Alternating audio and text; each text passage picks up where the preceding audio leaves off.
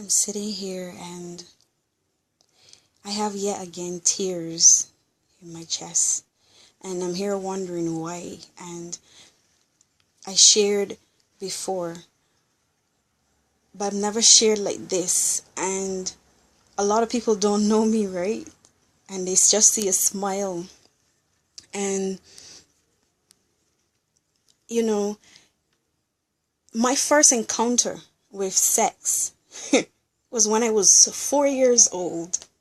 I was taught that if you want me to be your dad, you should allow us to do daddy and daughter things. And this was just a friend of the family, and he would every day come for me to suck his penis and tell me to drink milk because it would make me strong. And I just wanted a dad so much that I do it. I didn't think it was wrong. No one taught me or told me it was wrong. And from there, it was the fingering, and it was, rubbing up of my, wasn't even breasts. And, as time went on, it was, him rubbing his penis sometimes on my vagina. And, I am talking about this today in detail because a lot of us don't realize that abuse silences us. It causes you to choke. It leaves a heavy boulder in your chest. It causes you to become blind. You don't see as you're supposed to. And for years, persons would say, why didn't you tell on such and such? Because no one told me it was wrong for a grown man to have you suck his penis. No one told me that it's wrong for a grown man to have sex with you.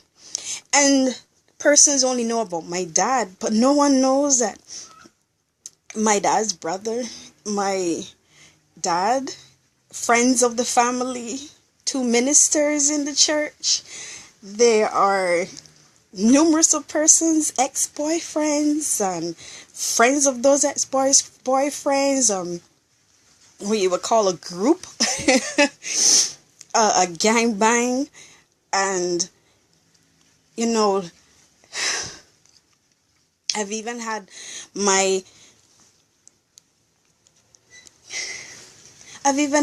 a female. She had me to, lick on her vagina, telling me that this is the right way you do things. And, no one have or understands that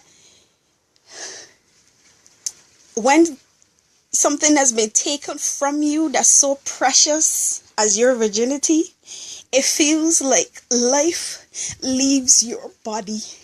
It feels as if you become dead and that you're just existing. And for years, when I came into the knowledge that your dad having sex with you is not right, that your dad's brother having sex with you, your cousin's dad having sex with you, all these people at a little age is not right. It took me years to absorb it, And people might say you're a little slow, but if I was taught that this is my normal, this is what have to happen to you when somebody say they love you, and this is the way they show love. So throughout my years, I've always believed that sex is love. It's only love, And then when I met Jesus, of course, I'm learning that no, God doesn't come and penetrate me. He just shows me love, And he's been the only kind person to me. And, I've written down this so much. And it's no way in comparison with speaking up about it. And today I said, Alicia, I've had enough. You smile and people see a smile, they see a bright smile, but they don't know that the physical pain that you're in your physical joints is just a reflection of the amount of pain that you're in. And yeah, I've told family members, I've told my mom, I've told people, but